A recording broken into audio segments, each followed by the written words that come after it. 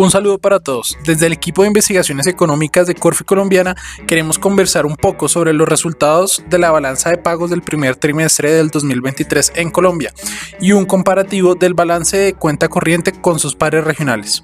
Para hablar sobre el tema me encuentro con Diego Gómez y María Paula González, analistas del equipo de investigaciones económicas. Un saludo para ustedes. Hola Nico, ¿cómo vas? Hola Nicolás. Para empezar, quisiera preguntarles qué es la balanza de pagos y por qué es importante conocer cómo se comportó esta variable macroeconómica en los primeros meses del año.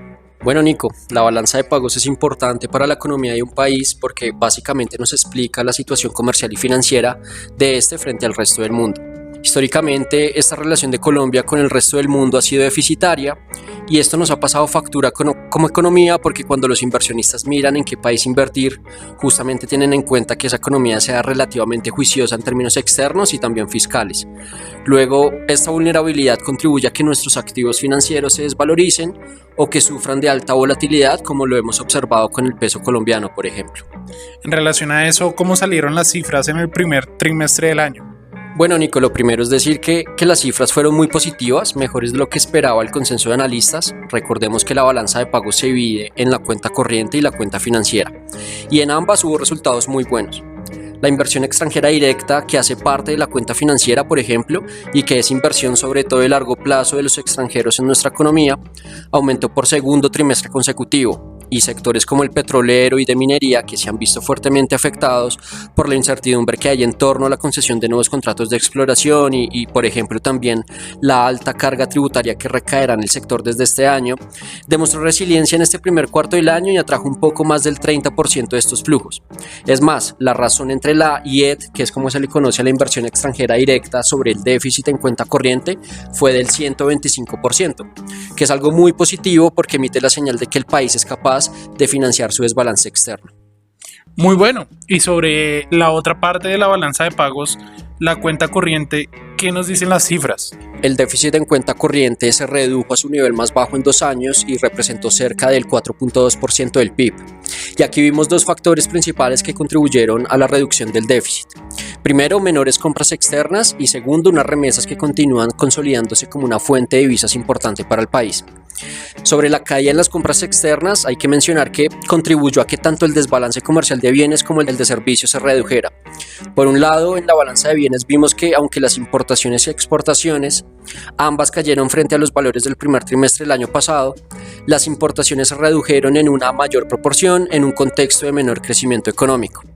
Y lo que vimos en servicios es que principalmente la reducción en el costo de los fletes a raíz de la normalización de las cadenas de suministros, luego de que la mayoría de los países levantaran sus restricciones a la movilidad contra el COVID-19, abarató sobre todo las importaciones de transporte de carga. Y respecto a las remesas, crecieron a un ritmo del 20% anual, algo que se explica con la fortaleza que está demostrando hoy en día el mercado laboral en economías como la estadounidense, de donde provienen buena parte de estos flujos. ¿El tipo de cambio tuvo algo que ver con los resultados? Hemos visto cómo el peso ha corregido buena parte de la depreciación que sufrió frente al dólar a finales del año pasado. Aquí hay que decir que en el primer trimestre de 2023 el peso tuvo una apreciación frente al último trimestre del año pasado que ayudó a que el déficit fuera 0.1 puntos porcentuales más bajo.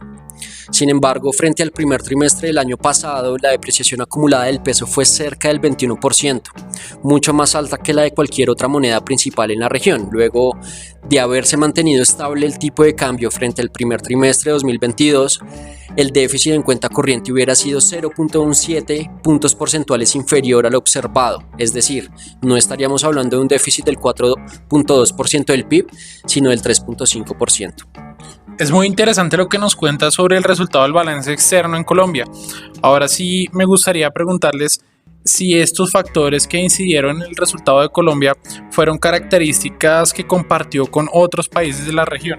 Efectivamente, Nicolás, en el primer trimestre de 2023, el grupo de los 4 países que analizamos regularmente para comparar a Colombia, que son México, Chile, Perú y Brasil, compartieron factores que favorecieron el resultado de la balanza en cuenta corriente en este periodo. En primer lugar, destacamos la caída de las importaciones debido a un menor dinamismo económico que contribuye a mejorar el resultado, excepto en México. Además, los menores costos de los fletes, como lo mencionaba Diego para Colombia, también jugaron un papel importante al reducir el desbalance comercial en servicios. Y otro factor que también se destacó fue el dinamismo en el flujo de remesas, que benefició de manera particular a México y a Perú. Por último, la apreciación de las monedas de estos países frente al dólar contribuyó a mejorar el resultado del déficit en cuenta corriente secuencial, es decir, en el comparativo del primer trimestre de este año versus el último trimestre del año pasado.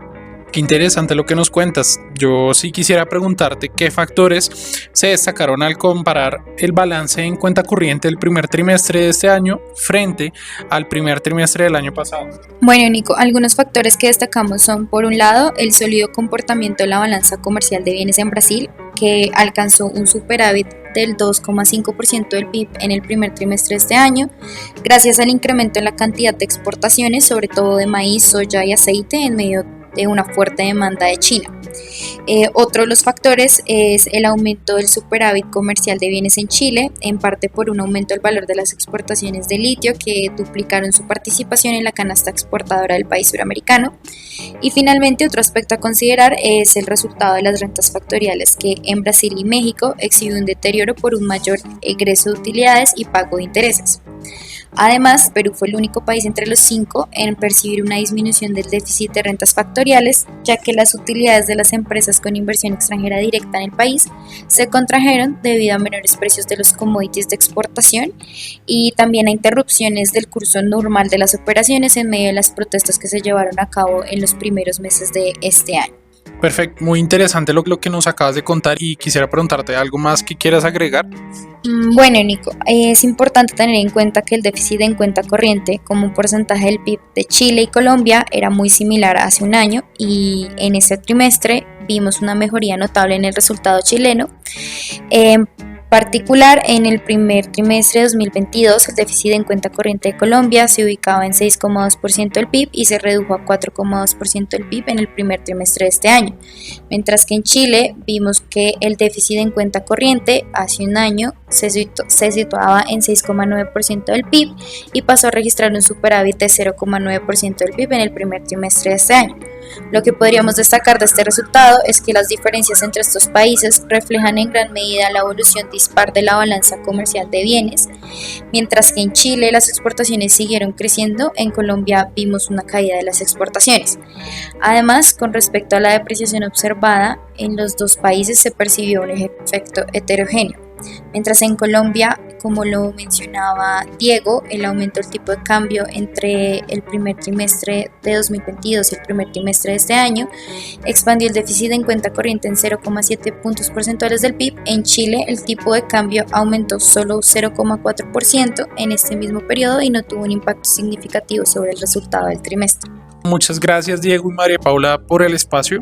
Antes de despedirnos, quisiera invitarlos a leer el informe del área de investigaciones económicas en el que se plasman a detalle las ideas que les comentamos en este podcast. Los invitamos a seguirnos en nuestras redes sociales y a visitar nuestra página web investigaciones.corficolombiana.com, en donde encuentran este y todos los análisis de macroeconomía y mercados.